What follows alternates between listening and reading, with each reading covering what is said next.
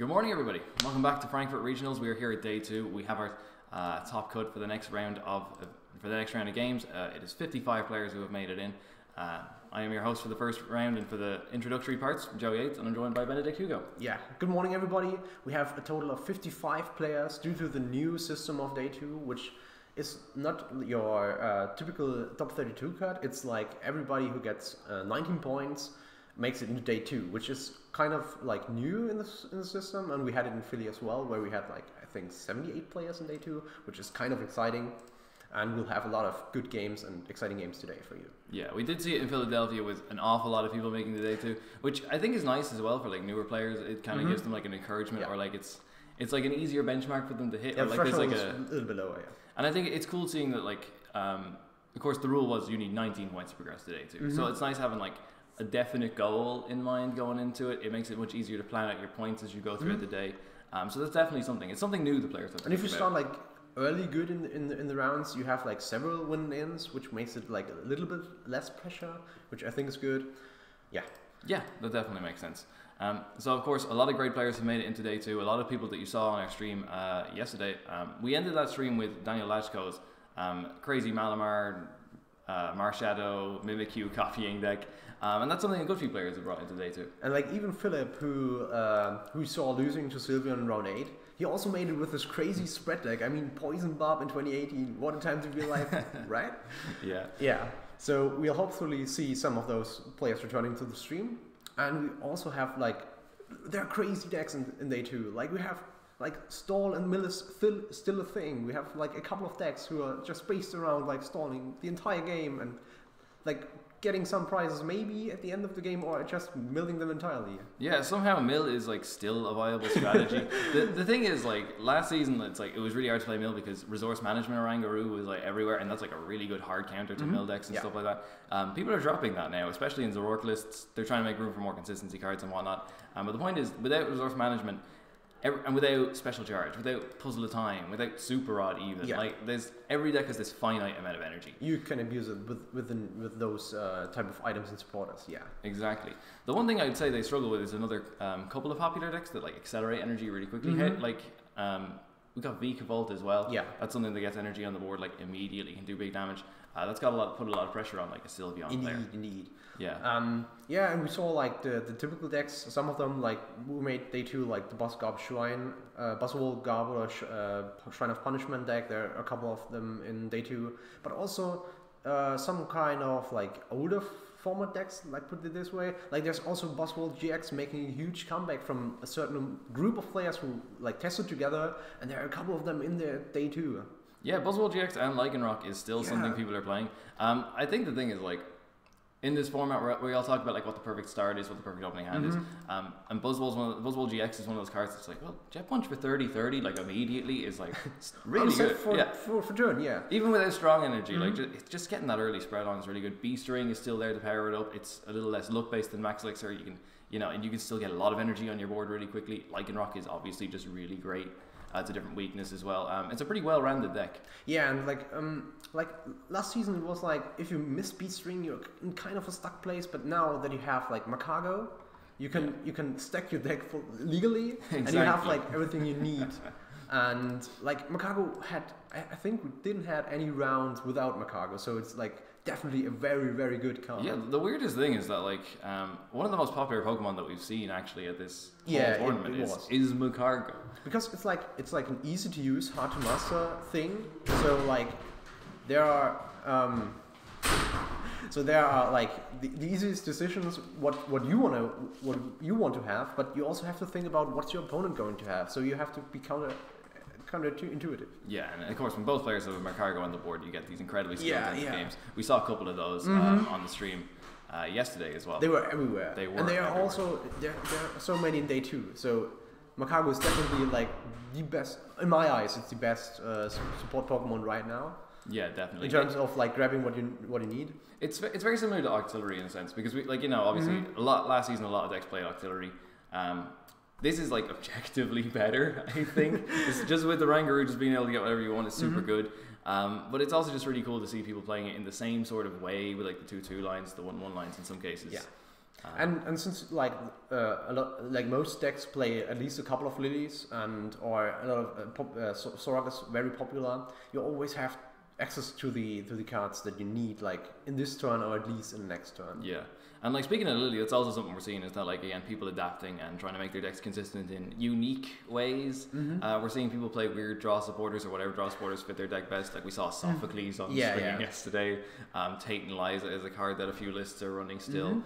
So it's nice that decks just have all these different options going. Yeah, it's so they're very versatile supporters in the format right now, and very situational supporters as well. But they kind of fit into this new type of metagame very perfectly. And I think, is this already a setup? Yeah, we've got Bernado who went 0-1 yesterday, and I don't know who his opponent is yet. Okay, so we will have the we'll have Bernado on stream for the first round.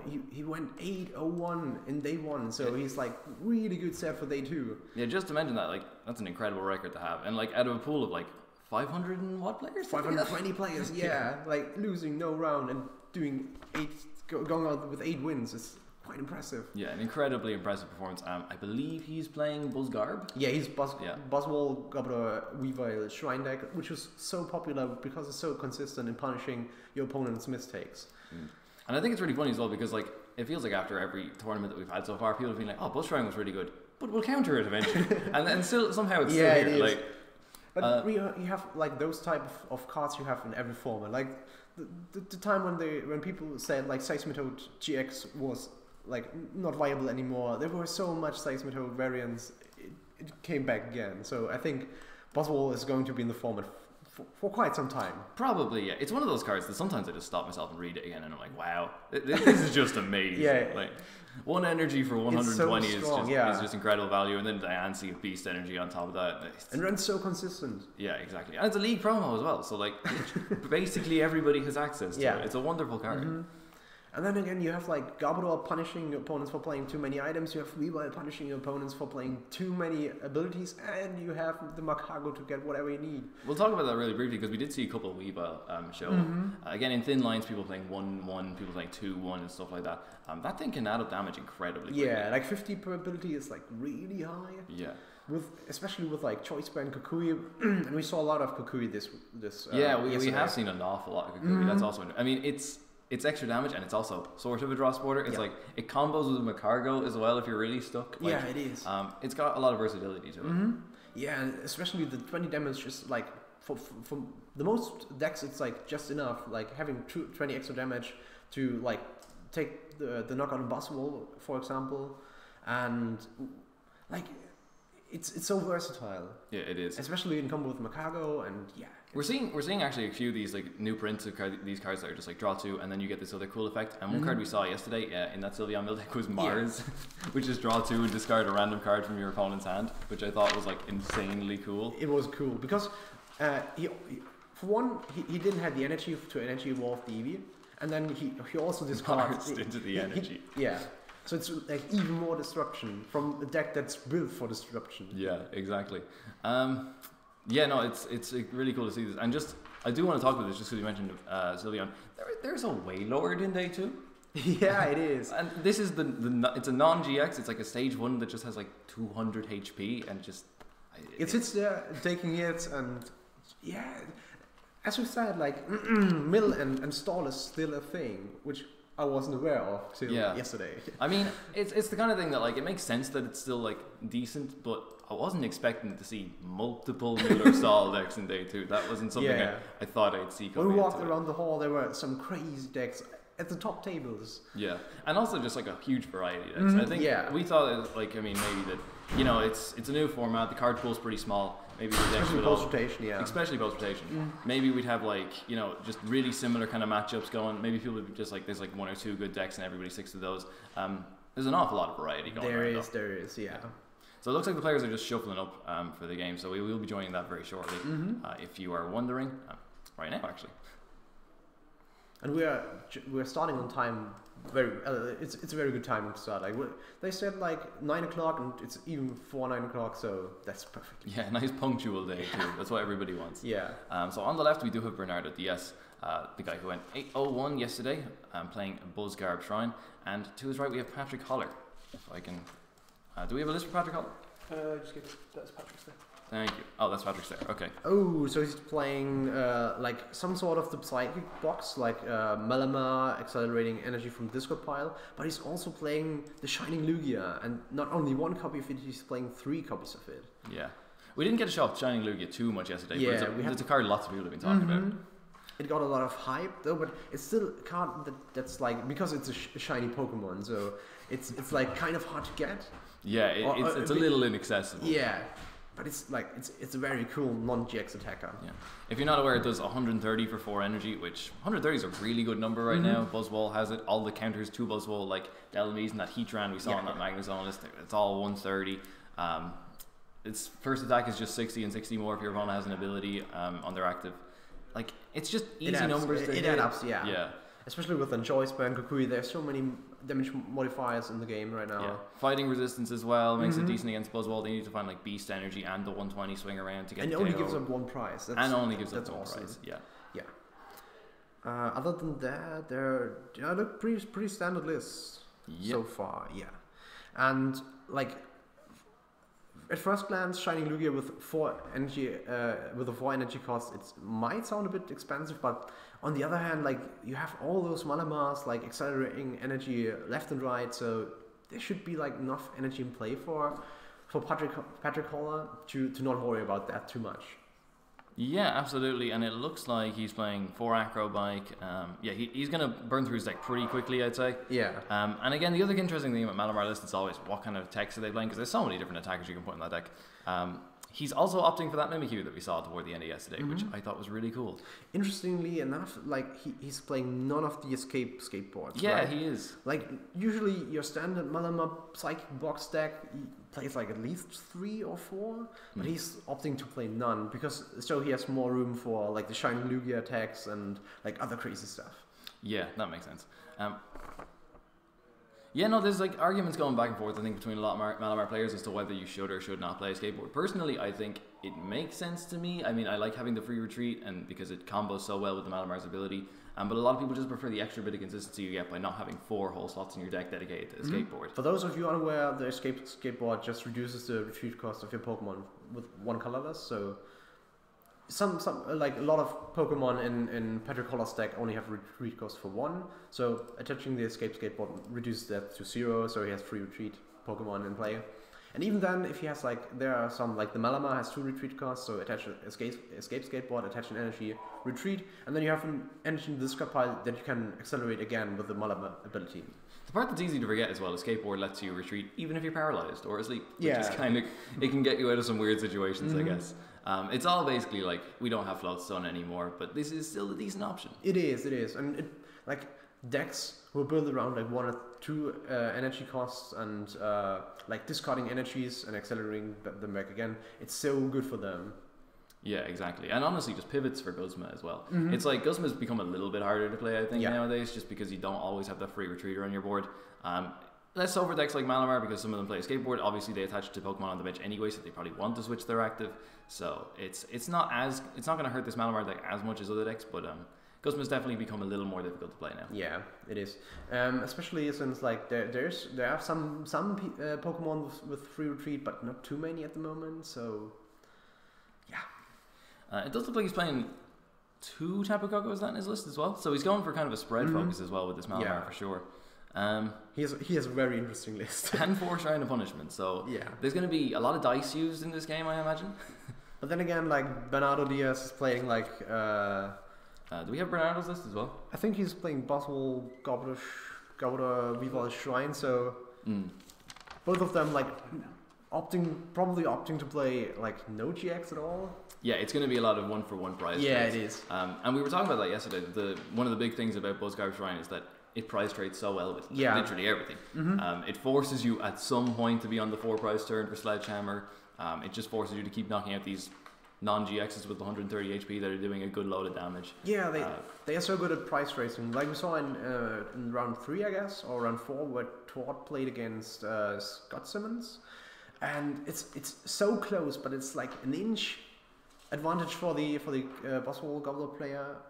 Yeah, it's very slight, but I mean, a lot of it just comes down to you have to take 6 straight knockouts, and that's so difficult to do. And we do have his full 60 in front of us here. And yeah, it's just like a lot of the other Buzzcard lists we're seeing, it's nothing too crazy. It's really just this consistent list that a lot of players have been using. If you're a good enough player, you're going to get an awful lot of use out of this. Surprisingly, he's opting for a heavy Garbodor line. Usually you're at like 1-1 Garbodor or 2-2 Garbodor. He's playing 3 Trubbish, 2 Garbodor, just wanting to punish your opponents for playing too many items. And he also plays like 3 Acrobikes, so he's kind of the faster side of Buzzwole decks, and maybe that's like giving him the edge over other Buzzwole decks or other Buzzwole players in this tournament. Yeah, it could be as well.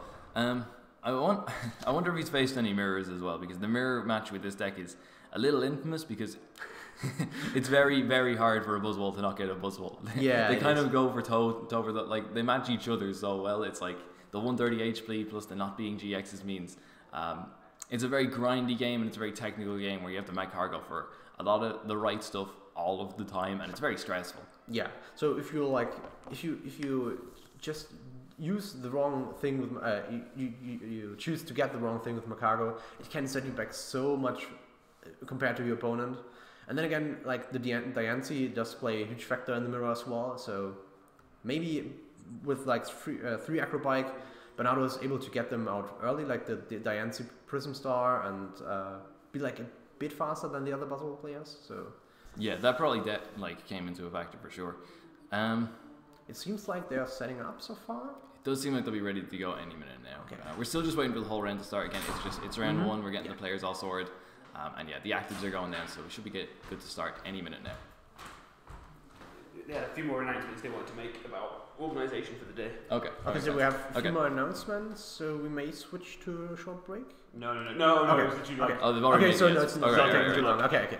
Okay, we're good to go here, Alex. Okay. Patrik,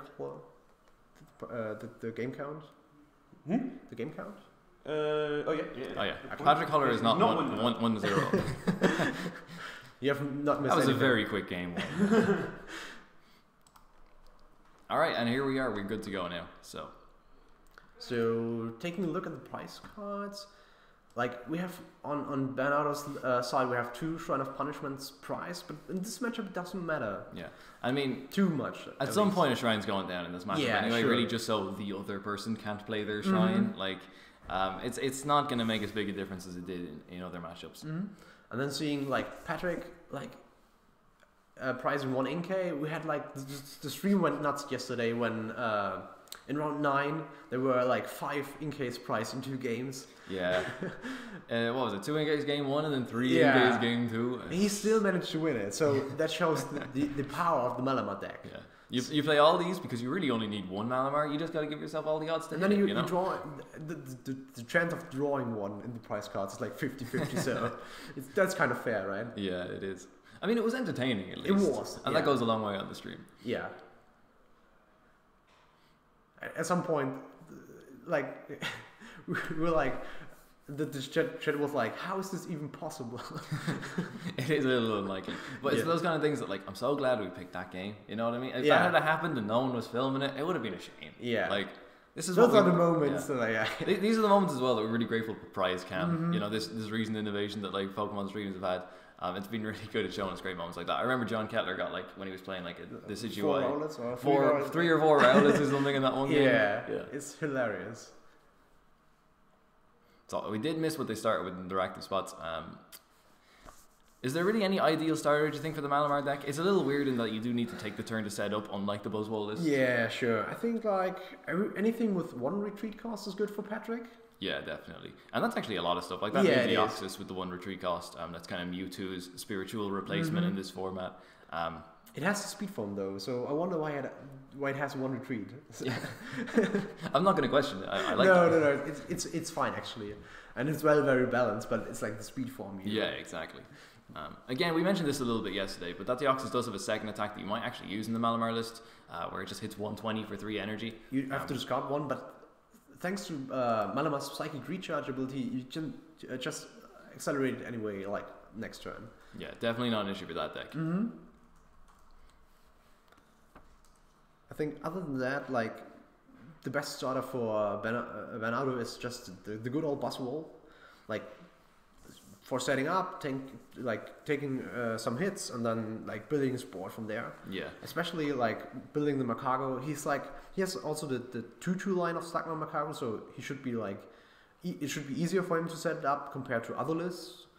And he set a certain focus on like what he wants to do. So he wants to do like a consistent Trubbish Gobbler setup and a consistent Macago. Yeah, and a consistent Slugman Macago setup. So maybe this gives him the edge compared to other lists, but we'll see throughout the day. Yeah. Well, it is a little like the when we were talking about Buzzwole GX a little bit earlier, was that some decks set up with just Lily and they go crazy, and some decks are just basic. Attach energy to the basic declare attack. Sometimes easy wins, Yeah. It doesn't always have to be very fancy. Yeah. Also, and we've been told we can set yeah. it. So I'm just gonna dip out for 1 second here. I can keep the mouse. So as we were talking about, like Bernado's favorite starting Pokemon is Buzzwole, already starting off with Tunas Ball, being able to search a basic energy and putting it down to his bench. So I think he's opting for at least one Trubbish and maybe the Slugma. So because his Buzzwole is not in fear of getting out like this turn, of course. So always opting for the Trubbish and Oranguru. So yeah, as I said, Bernado's list looks very fast and very setup-y compared to other Buzzwole lists. So we'll see how it turns out. Yeah, exactly. That Lugia in the active does have the fighting resistance, and that's definitely going to play a part in the early game when Sledgehammer is not going to be doing too much to chip away at it. And then again, if you activate the Sledgehammer, so if your opponent has exactly 4 prizes, it does 9 damage more, so it's 120. You're still not knocking out the Shining Lugia. Yeah, you need Beast Energy, or you need like a Kukui and a Diancie. Shining Lugia is put in like directly to counter Buzzwole a lot of the time and just hit big numbers. So because it's built specifically to deal with this one, partly to deal with this deck. It'll be interesting to see if that actually plays a part in these games we got going. Yeah, and even with the Diancie gives your fighting Pokemon 20 more damage, but then even if Sledgehammer is turned on, it's still not enough, right? Shining Lugia is very big, and there's the DCE coming down, which is also very, very not usual for Psychic box decks. Usually they play like a ton of Psychic energies, but he's opting to play 4 DCE and several Psychic energy. Yeah, it's a little bit different because he like Aeroforce. I mean, Malamar's good at accelerating energy, but Aeroforce costs quite a lot. Yeah, 4 energy and a discard on it is that's a little bit of commitment. So you need the double colorless just to help you out a bit there. But if you attach like twice, like 1 DC and another double colorless energy, like you're good to go. Exactly, and he could do that next turn and just take out the KO. He'd have to discard a DZ. So he has a potential threat on the board already. But I think like one of Bernado's best attackers in this matchup could be the 1/1 Weavile line, because Patrik Holler is playing so many abilities with the Malamar. Yeah, he's gonna have 2 or 3 Malamar in play. Yeah, that alone is gonna be. So this the Weavile does 50 damage times the amount of your opponent's ability Pokemon in play. So if Patrik has at least 3 Malamar in play, the damage creeps up really fast. Yeah, and on top of that, he's got Marshadow in this list as well, the one that makes both players shuffle in, draw 4, but he's discarding it now. But the point is that he's got like an Oranguru here as well. He's got the Sudowoodo if he wants to play into that. A lot of his Pokemon have abilities. Yeah. So it'll be something that he has to think about and play around. I don't know if he knows if Bernardo's got Weavile in it, but I think at this point, if you look at least the 1/1 line, most of these lists at this point are playing Weavile. And none of the pieces are priced for Bernado as well. So yeah.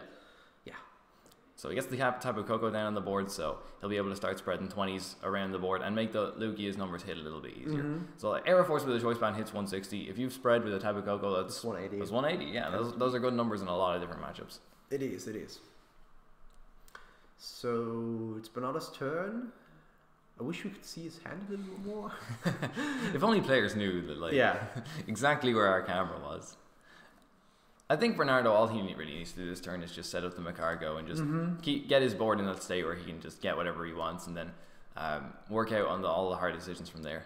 Yeah, maybe getting like a Sneasel out early to just like pressure Patrik Holler to either use a Guzma or getting punished in the later game. But as you said, Macargo is like the most the best target right now, or one of the best targets in this deck. No, I do like the idea of getting the Sneasel out as well. We saw that with a few Buzz Shrine lists yesterday as well. Is that like a lot of the time they'll bench one Trubbish and one Sneasel and be like, can you play around both of them at the same time? And that's really difficult to do. It is. Oh, so there's really good sequencing going on when. Wonder what he'll take with that. Okay, so like Acrobike is perfectly. He's looking at top 2 cards, picking one of them, discarding the other, and with Macago you always get what you need with Acrobikes. Yeah. Yep. Did he smooth over for Cynthia and then get 2 Cynthias? Yeah, he did. Okay. Kind of unfortunate though, but he should be fine. At least he can draw more cards. He has a thick supporter line with 4 Lily. Oh, he only plays 2 Cynthia, so both are gone now. And 2 of his Lilies are actually the prizes, so not really going to matter now that he's got the Picargo set up, which is worth knowing. So he gets another Buzzwole down. And also he has the Judge in hand for next turn, maybe. Judge, I forgot about that one. Yeah. And then attack for 20, or attack for 30? Yeah, it's going to be 30 damage. Yeah, Sledgehammer 30 plus Lancey's ability, 50 minus resistance. He's thinking about attaching to the Buzzwole here to try and power up a swing around, threaten a swing around next turn.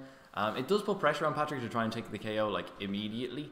I don't think Patrik would mind it too much if he did have to commit another DCE to it. Like once he gets the Malamars up, it might not be that big of an issue. Yeah, I think it's a bit like aggressive with the Rainbow Energy. So some more conservative players might attach to the bench Buzzwole, but his play style seemed to work out. He's 801. Exactly. In day 2, so. And I think if you're Bernado and you're staring down like a Lugia, you know Patrick's probably got more of them in his deck somewhere as well. You're going to need to power up the attacks that hit big damage early game as well. And swing around might be one of those attacks. Yeah, indeed. So he does get a Malamar on the board, so he'll be able to start accelerating energy. And I think he's got 1 Psychic in the discard pile right now. Yeah, so what he could do is like attach the Psychic to the Tapu Koko and use, or he's going for Urgent Wind. That's possible too. What he could do is like Psychic recharge to the Tapu Koko, attach a Tapu Koko from hand, retreat, and then put 20 on everything. He could. I like that he's leaving the Psychic energy to the side in his discard pile as well. It's nice for us to be able to keep count that way. Because like swing around with 1 hat should do the job. Let's see. It's 100 with the Diancie, and then that's good math. Or a Kukui, and he doesn't even need to flip the coins. Yeah. And he doesn't have a card. He has access to it. And then Patrik Holler loses 3 energy at once, so. That's been a really weird thing that like I'm so like that this format has made me do, like when I'm like trying to analyze a game in my head, is that like previously like, oh, he needs to hit this turn, and I'm like, and in this format it's like, oh, but he will hit this turn. Especially with Macago, it's so good in consistency. Like you want to have some card in your hand, you will get the card in your the card in your hand. How many Kukui does he play actually in this list? I think 2. 2, okay. Yeah. We saw 1 hit the bin, so there's another one in the discard pile. And none of them apply. Not in the discard pile, the deck, I mean. Yeah. Yeah. He could also just try and hit the heads on the coin flip, which would be cooler, but I think maybe you just need to guarantee the KO. Yeah. Well, then again, it's another commitment to the active Buzzwole, which has already 70 damage on it. That's true.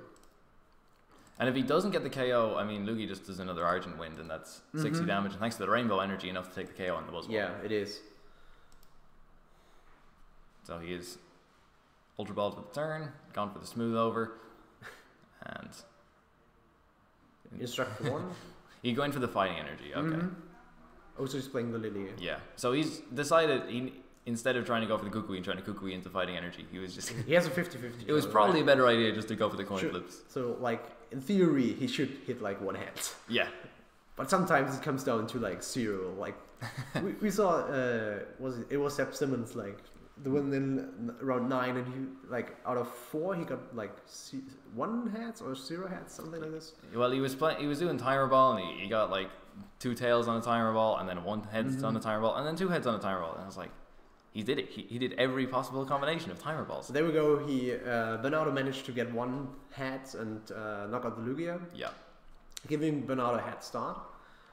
But let's see if Patrik Holler is able to respond to it. Promoting the Tapu Koko with free retreat's really nice as well. It is. It might also like it makes up for like the fact that you're not playing a skateboard too. Just having something to promote as a pivot. Yeah. And here's the Deoxys we are talking about. Yeah. Which can hit like, especially since Buzzwole has Psychic Weakness. Patrik Holler only needs 2 energy to take out this Buzzwole, and he has 1 guaranteed attachment from the psychic recharge from Malamar on the bench. So if Patrik can find another energy, he should be good to go for this turn. Yeah, it definitely seems likely. He's got a few things he can do in his hand. He's got a mystery treasure there, so he could guarantee it by just treasuring for another Malamar and then getting those 2 energy on. Gets the Lugia back on the bench, so he could even opt for that at some point if he really wanted to, and release for some more cards. And there's another Malamar. And I think they roll the dice, so the players are so kind to keep track of the items for us, which is nice. So there's 4 items in the discard pile, which might come to play for the Garbodor since it's already in play. But I think Bernado is like might be trying to conserve it for later turns. Yeah, probably. A few things in Patrick's deck are weak to Psychic, but I think his main use that he wants to get out of Garbodor is being able to one-shot these Lugias. So double Psychic Recharge, 1 for the Deoxys, 1 for the Lugia, and deciding to attack again with the Lugia. Yeah, the Argent Wing's going to get the KO. Yeah, and it has also the resistance against the next Buzzwole, so... Yeah. 5 items in the bin, Garbodor's doing 100, so yeah, this is a really safe response. Bernardo probably isn't going to be able to knock out this Lugia here. Unless, like, Patrik has to be very careful on what to bench, because if he, like, at one point if he plays a GX Pokemon giving up 2 prizes, that will hurt him so much. Yeah. But... yeah, right now it's like 1 prize attackers all over the board. Giving Pokemon that give up 1 prize all over the board. And he's played around trash lines pretty well here, because even if Bernardo was to get like a Field Blower to get rid of that Choice Band, that's still only 6, and it's still not enough to KO this Lugia. He'd need like Field Blower and Kukui, and he's promoted the Buzzwole. So to me, it's telling me that he's not going to hit that. So yeah, he might just chip into it for some damage. He does hit the Field Blower at least. So he's discarding his own energy, his own stadium to play another stadium. Yeah, debating this. He might want to leave a bench slot open for like a Sneasel or something, but on the other hand, he does just need to keep having Pokemon that he wants to attach to. I think Bernado's playing shuffle support since he did not really shuffle his deck properly, so I can imagine that... I hope he is. Yeah, but otherwise, he's probably going... Smooth over, yeah, smooth sure, over. How quickly we forget about Smooth Over. I thought he was going to play Judge, maybe. Okay, so grab himself out Rainbow Energy, I think it was. So he might just chip the Lugia for some more damage here, or he might try and put it on the bench and just stall with the Buzzwole in the active, but Aero Force is probably going to take a KO next turn regardless. Yeah. Unless he's got a Guzma in his hand as well. And he does. Opting for the for Patrick's Deoxys. Yeah, opting for the Deoxys. It does leave his Garbodor a little bit more vulnerable to the Lugia coming back next turn, but I think maybe he's thinking then I can respond with the Weavile. Yeah. So on Patrick's turn, he should be... if he finds a basic Psychic Pokemon, he should be able to do the Respawn knockout on this Garbodor. Yeah. But then again, he goes down to 4 prizes, and that's the infamous Sledgehammer turn for Garbodor. It is indeed, yeah. And maybe Bernardo wants him to get onto those 4 prizes as well, and that's why he went with the Garbodor. Maybe. He's powering up the Lugia and using an Acrobike. Yeah. It might be 7 items now, actually, as well, because of that. I don't think they added to the count after the Field Blower by the Choice Band, but he's now Mystery Treasured, so... So there's another item, so it's at least 7. I think the Garbodor's getting knocked out this turn anyway, and I think we reached the point where it's just knocking out everything, so we're going to stop taking the dice. So Patrick's there's always this point where you play against Garbodor where you realise, well, it doesn't matter how many items I have anymore, so I'm just going to play them all. Yeah. When Garbodor first came out, it was like, wow, it's such a crazy card, but then again, it rewards players who play so conservatively with the items. Yeah, it does. So it's a very skillful matchup to play against. Yeah. And it's also like something that you can't commit too much to in your own lists, because if your opponent is playing around it and you've got like a 4/4 Garbodor, for example, you're like, well, this isn't really useful, is it? It isn't, yeah. No. So that's why we see it mostly in like 2/2 counts, 3/2 in this case. So we got a Cynthia. It looks like that Lugia has 2 energy already on it. He'd be liking to hit DCE here. Is it a choice band? Yeah. I think it's a choice band on it, not a D. Can't say for sure though.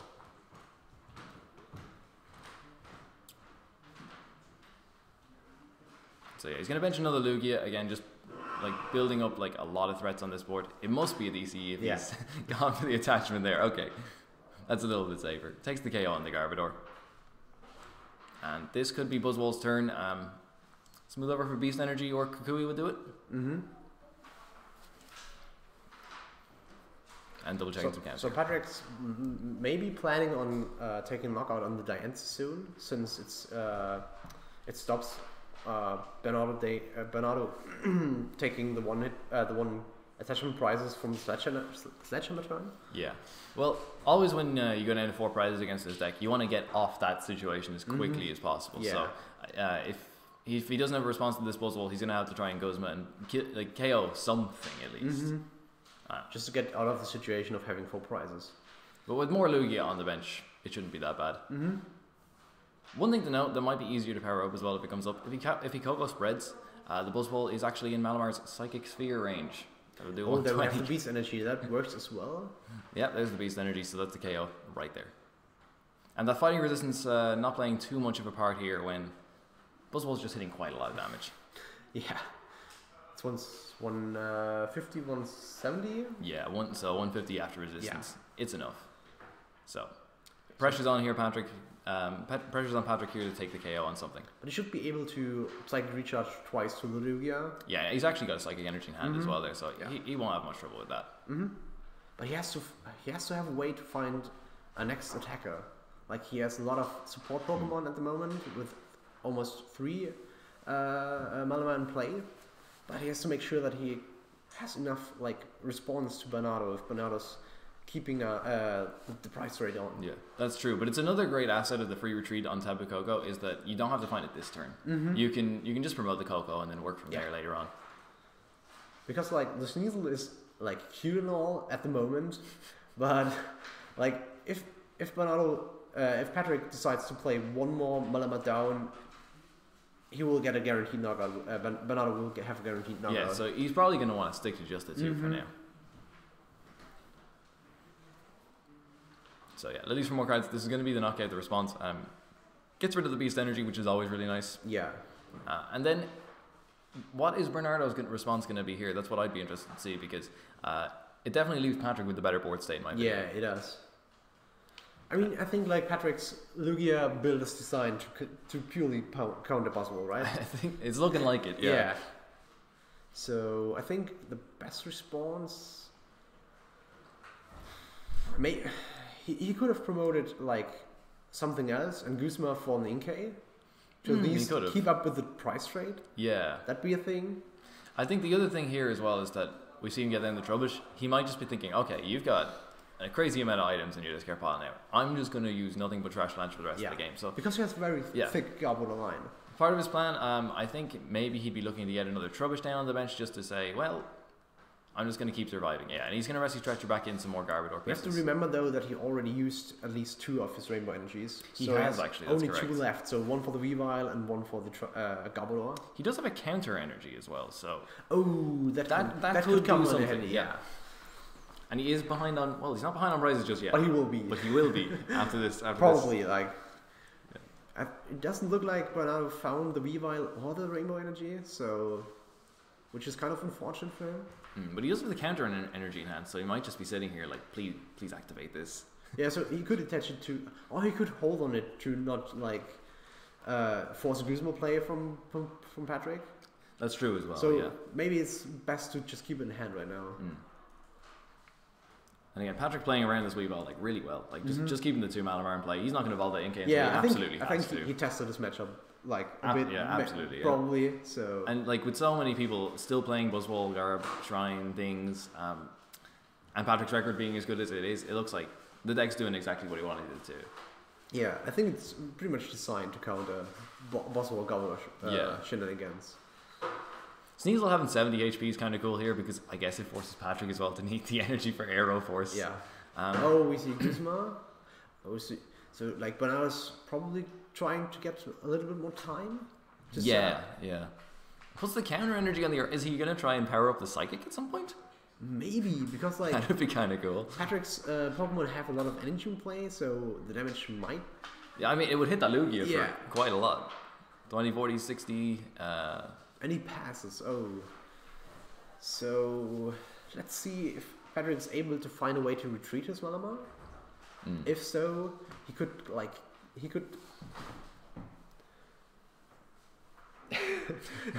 so he could like start like being ahead of Bernado real soon. That's true. This could also be like a good like Tapu Koko spread turn for him. Sometimes when you just see like a Diancie in the active, you're like, maybe I want to leave that there for a bit. But I think if he's going to switch out of here, it's probably going to have to be a Guzma. He doesn't play any skateboard, so he has to either play Guzma or have his Malamar stuck in the active. Technically, he could pay retreat with the DC if he really wanted to. Yeah, that's right. And Patrik, like, assessing the threat on the board. He sees the big threat and tries to knock out the. Is going to knock out the Trubbish. Again, 70 HP on that Trubbish, so he still has to go for the 130 attack, which is a little funny. Yeah, it's 70, isn't it? Yeah. Yeah, there you go. So but here comes the counter energy Ranger. He'd still need a Kukui and another energy, I believe, though. Yeah, he needs the energy. There's the energy. So he might actually have it. I mean, he's got the Macargo at least, but I think he actually has it in hand. So it's... No, he has to play like a Kukui still? Because 60, 80, 100... Oh no, it's 120, right? It's 120 right now, but he 120. can get the Kukui for sure. Smooth over. Very difficult to see what he took with that smooth over, but it's very interesting to see that, like, you have some Pokemon that are really good in setup, but they are even better when they have a semi-decent attack. Yeah, Tapu Lele, obviously, Energy Drive's like a really good attack to have on a card that you just have on your bench anyway. Sky Return wasn't that bad. Yeah. Like, especially in the Night March. Especially there. So yeah, I think we're going to see a Psychic knockout this turn. He's got the Unit Energy is the one he'd have to attach. Oh, he's a Kukui in hand. Yeah, he's got the Unit Energy is the one he'd have to attach here. And he's Rainbow in hand. He probably won't commit it to the Oranguru. Yeah, that's true. Setting up another Trubbish. Yeah. So he really wants to capitalize on Treasure Scarpador. Yeah. Top thing in the energy there for him, I think, was like probably really, really good for him as well, because it meant that he could smooth over and try and get that Trubbish out as well. He could guarantee a lot of things. And then we see the knockout. We do see the Psychic for the KO. And also Patrik on his side, he's got another Lugia. Right? He just keeps coming with these things.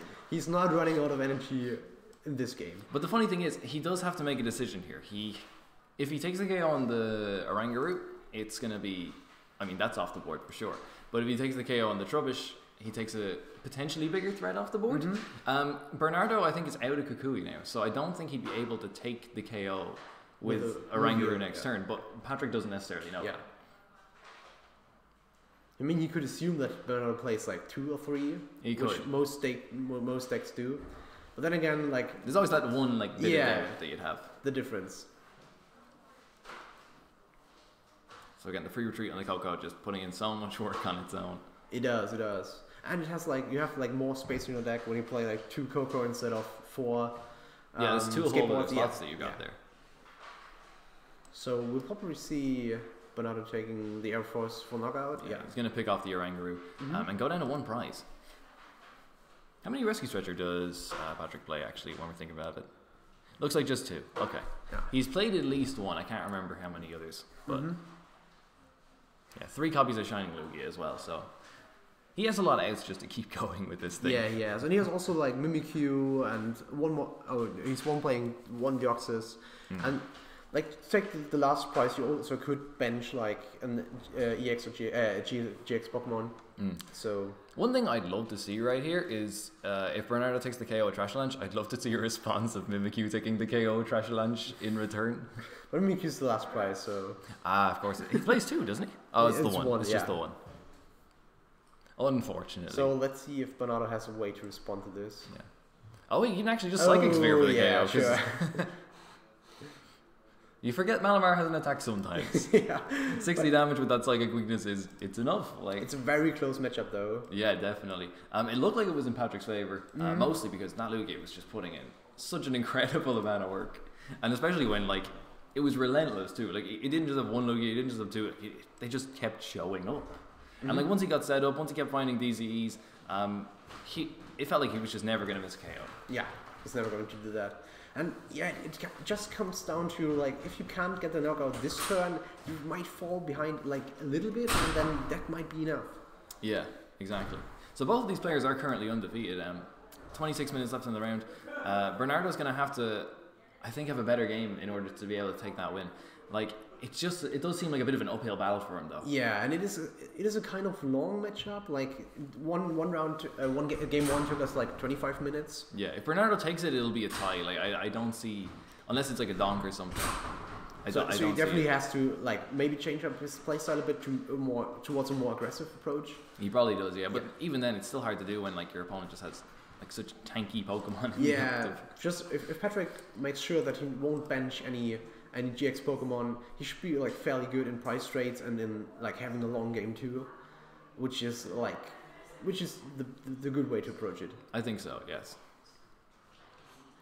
So both players shuffling, getting ready for the setup. Yep. And if you're Patrik, I think you just want to do more of the same. I think he set up completely fine in that game. Nothing really went wrong for him at any point. So I think he has to be nothing but happy about how that went. I think he will start with a Mimikyu in his hands. Maybe. Yeah.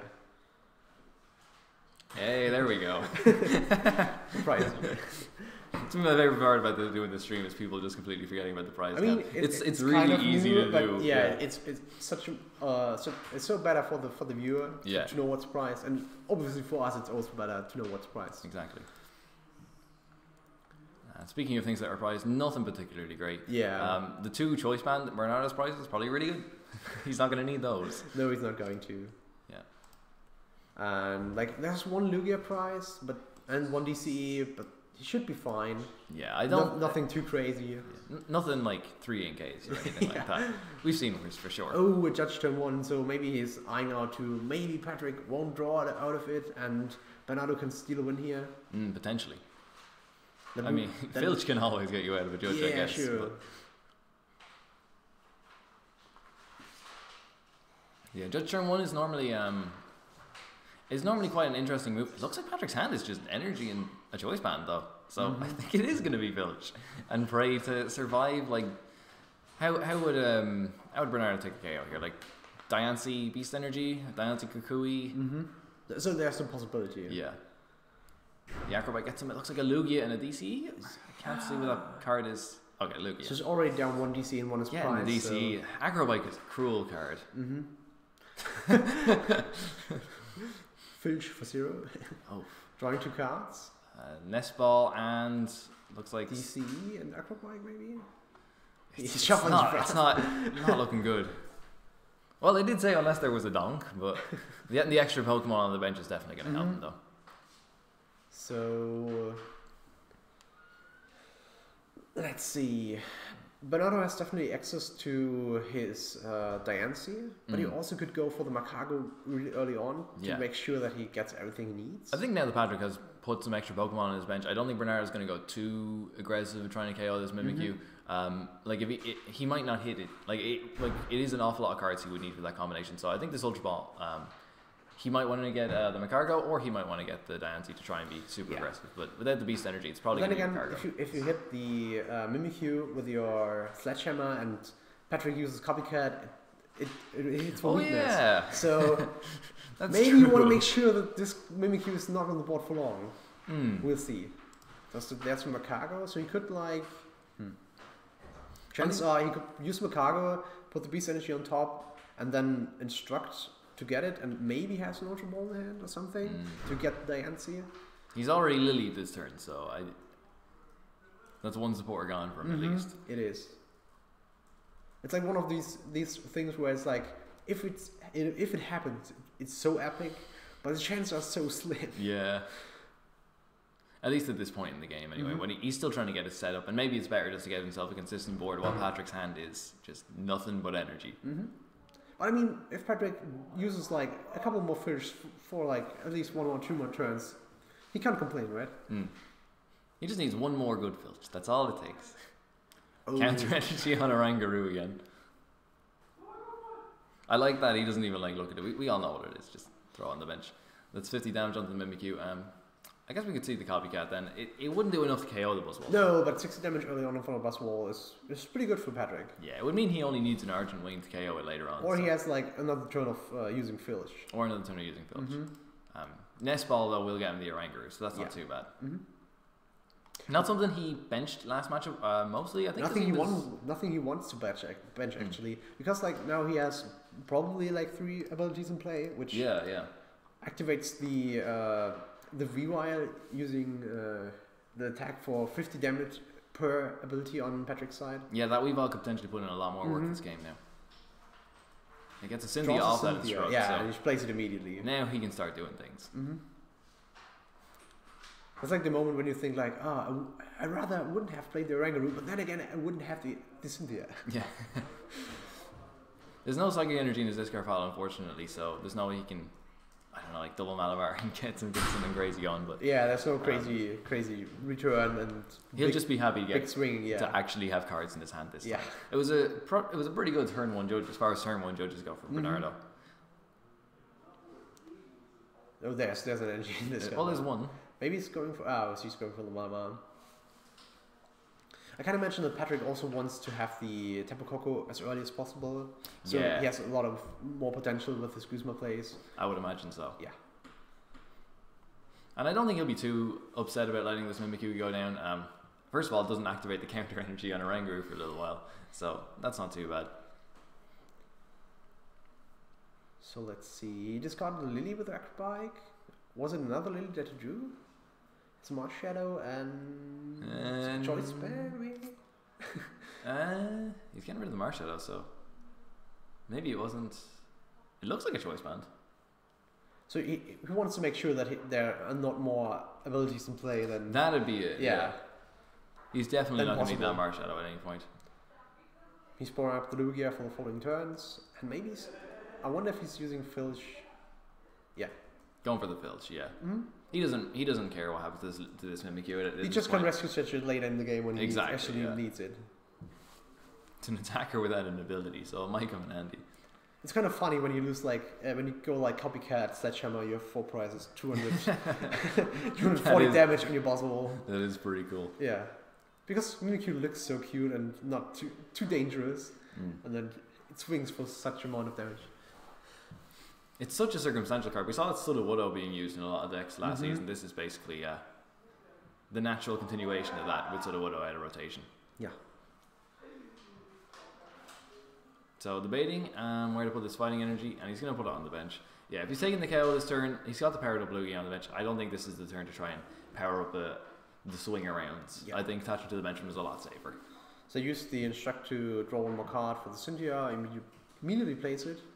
Yeah, and he'll get a brand new hand out now. With this full bench, he can't bench any Troubushes, but it probably won't be long before Patrik starts taking knockouts, so he can fill up and start replacing his Pokemon with Troubushes.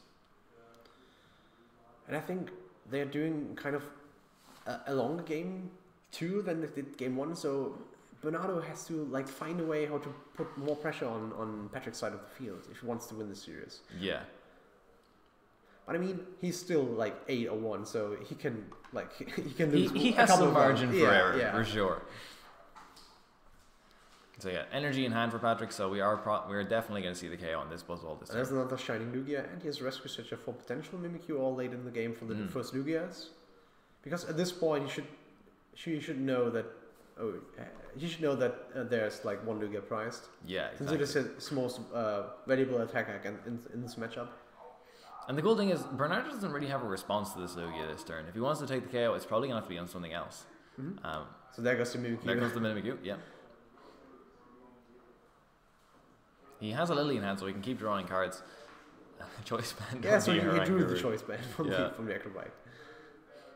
It's also probably as well, if he puts the Choice Band in Oranguru, then Bernardo needs to find Field Lore to put it in Patrick's discard pile, so it's 1 less item in there. Yeah. I think that getting rid of the Marsh out of there was a really smart call, actually. Yeah. Acrobike can be a really hard card to play sometimes, though. At the moment, I think Patrik is just fine, using 1 Psychic Recharge return. Yeah, he doesn't need the other Malamar right now. He's in a comfortable position, I think, here. Especially when you have all these double colorless energies. Yeah, and he's just taking another one off his prize cards there, so. The next thing he's going to grab is a Shining Lugia again, so... Not good news for Bernardo. Yeah, very good sequencing of prize cards. Exactly. Bernardo debating on either playing the Ultra Ball, but... And I think Bernardo also has to sort of play around Copycat this turn. because it's just the easiest thing for Patrik to promote, and then Malamar attached to his Lugia on the bench, and like it means Patrik can get a lot of use out of the one Malamar, whereas if he's able to take a KO with Mimikyu in his next turn, so Bernado might be aware of that. So Sneasel coming active. Again, Patrik yet again playing around Weavile completely fine. But still, like, Bernado has again the counter energy on Oranguru, having the potential threat of what he did last game, like Kukui, and then attack the Shining Lugia to make himself a more favorable price trade. Exactly. We saw this exact position like last game. And he's also opting to like bring Garbodor in the game as soon as possible. So, like, Bernardo has this counter energy in the Oranguru. He has an energy on a Buzzwole. He's like, yeah, go ahead, take the KO on this Sneasel. Like, please. It would put me in such a good position. Or a much better position than this.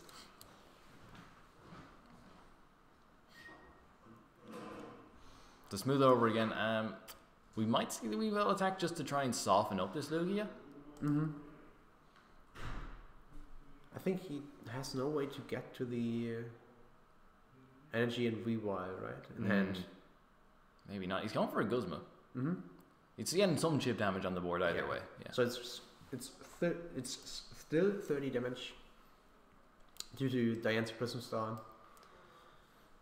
The interesting thing about this as well is that if Patrik plays a Guzma to get out of the active, which he has to, he's not actually going to be targeting. He's not going to be targeting down the Buzzwole. So that means the Sledgehammer turn is on for him. But he's going to pay retreat with the DCE. Yeah, I think that makes sense because he deals with the Buzzwole, I guess. And we know Oranguru is not a threat unless Bernardo hits Kukui. Yeah. And another energy. So the Buzzwole, like, probably definitely the one you want to take out here. But then again, he's like down to, I guess, one more DC left. Yeah, he did have that awful Acrobike discard early on, so he's got... And he also did not use Plague Recharge this turn, so maybe he forgot it. Yeah, he did actually. So maybe this comes... Yeah. Let's see.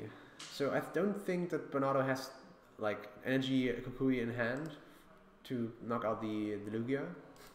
That's a great Ultra Ball. I slug my Cargo. That's why I play a 2-2 line. So the other ones are just fodder. Yeah. Oh, maybe he's going for the... He could potentially like go for the Sneasel if he has the energy and Guzma. I suppose he could. That's true. But then what's the target? Maybe the Mimikyu? Maybe. Or the Oranguru? Anything that you can take. I think you may... I think the preferably attack as possible right now, since your opponent is on full price. And there we go. Yeah. Since your opponent is on full price and you want to like get use of the Sledgehammer attack. Yeah, for sure. He's got the Guzma in hand, and... But he has no... Oh, so he still has Instruct, right? He still has Instruct to go.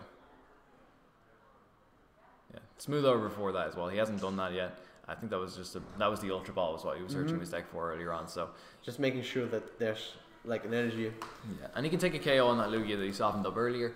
And the other thing is he probably wants to specifically target down not just the Lugias obviously because they're a threat, but he wants to leave the things with the abilities on the board as well. So he's probably going to avoid this Oranguru for maybe pretty much the whole game. Or maybe on the Shining Lugia. Either way, I think he's accepting that he's going to get return KO next turn. He's taking out the Malamar. Kind of interesting play here.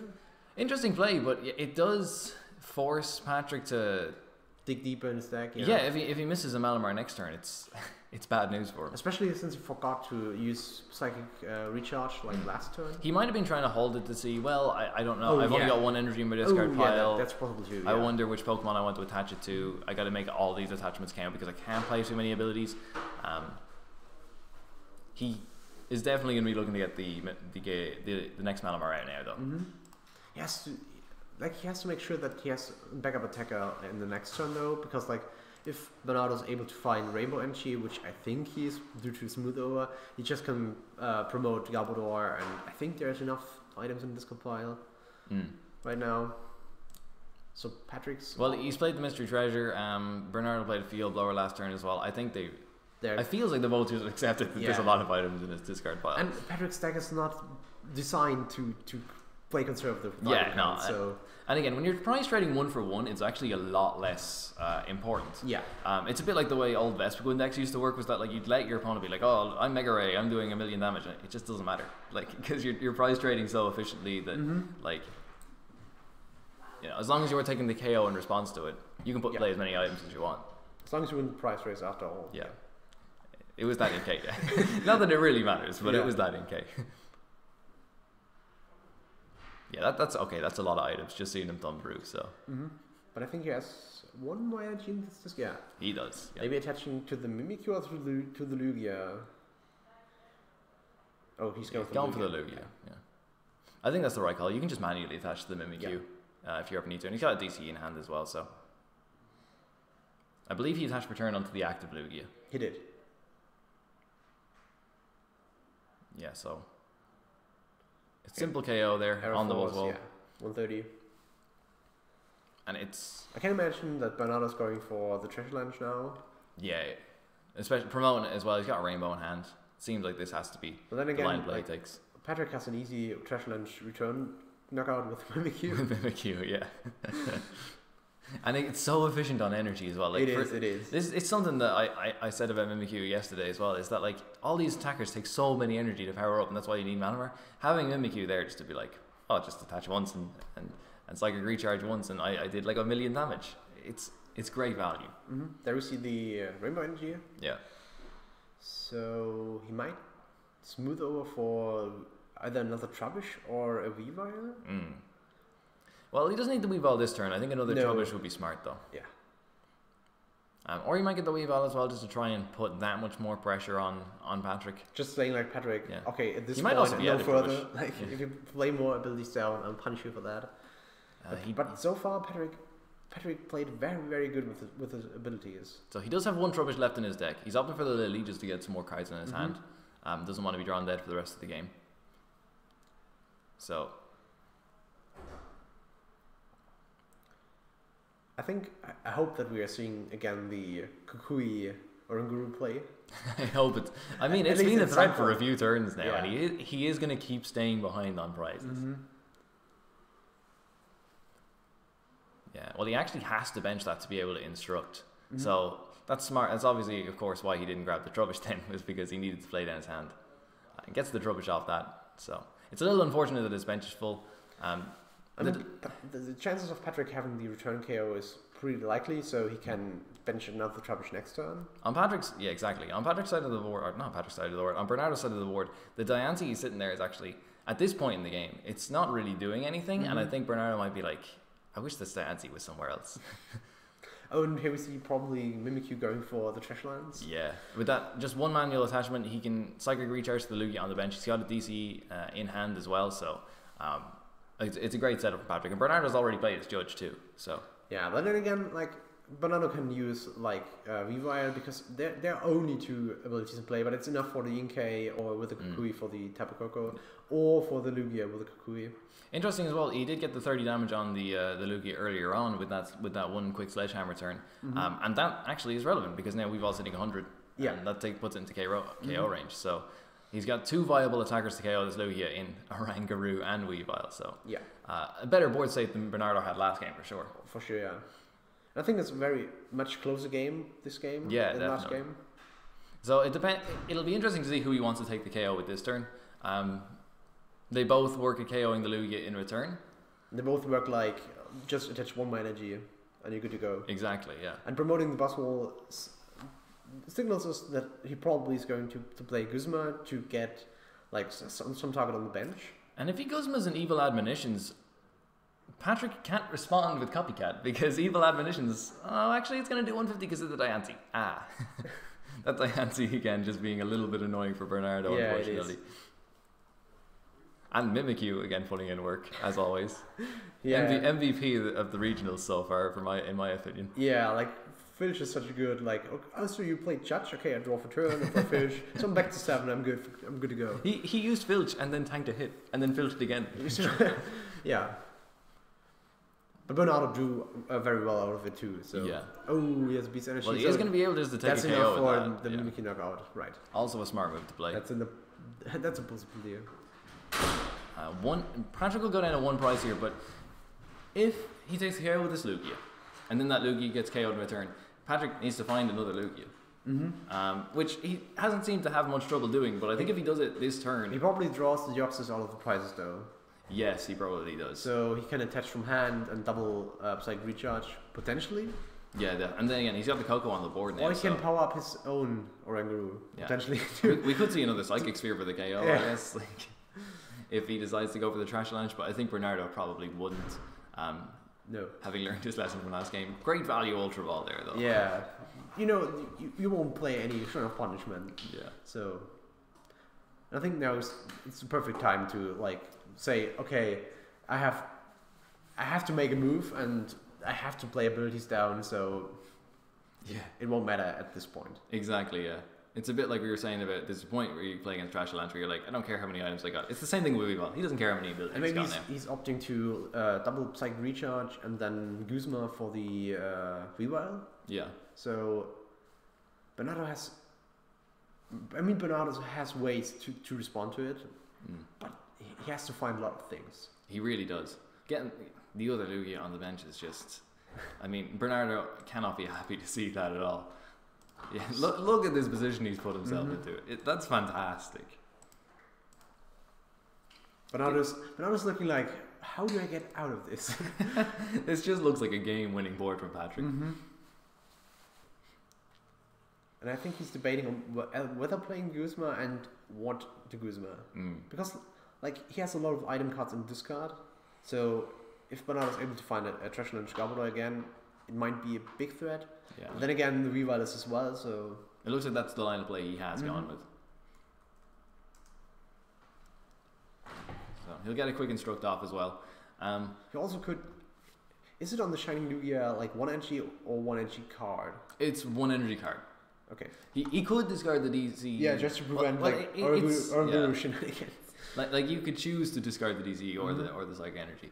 But then again, you can double Psychic Recharge, retreat with the other 2 energies, and then you're fine. And Bernardo's going to see that it's just game on board and he scoops. Very interesting game, very good matchup, and we saw that Shining Lugia put so much good work into play against this matchup, especially with the fighting resistance and with the 130 for 4 energies. And what I'd like to point out as well is that these players, both of them were undefeated. Both of them were Bernardo was seeded first in Swiss. I think Patrik must have been seeded second or close to that. And they played so well. On both sides, that was some fantastic play. And I think. Okay, so Shining Lugia is not the underdog, but it's not represented so much. So you don't test as much against it. But as a Lugia player, you definitely test against Buzzwole Garbodor for sure. And the thing is, as the Buzzwole Garbodor player, you don't. I guess, like you're saying, you don't test against the Lugia because almost it's like. What do you even do? What are the odds, right? Bernardo tried to find every out that he possibly could, but it was so strong, especially when he just kept getting them. Yeah. So, nonetheless, we're starting the day off again with the pack opening and the free code in the raffle for you. So, it's Guardians Rising, Stunde der Wächter. So, it's GOS, right? GRI. GRI. Okay, so put GRI in the chat to be part of the raffle for the code. If you missed yesterday's stream, our pack openings were fantastic. GXs in every single one of them. So, I'd like to skip the commons and uncommons as far as there's nothing too good. Anyone want a nose pass? We have a rescue stretcher. That's alright. We have a cute bird, so... and that's it for the pack. I believe our Slowpoke was the... Oh, he's an uncommon. Okay. Oh, wait, no, Oricorio was the rare. Okay. Yeah. So I guess we go to a quick break until round 2. Yeah, exactly. So see you then. See you soon.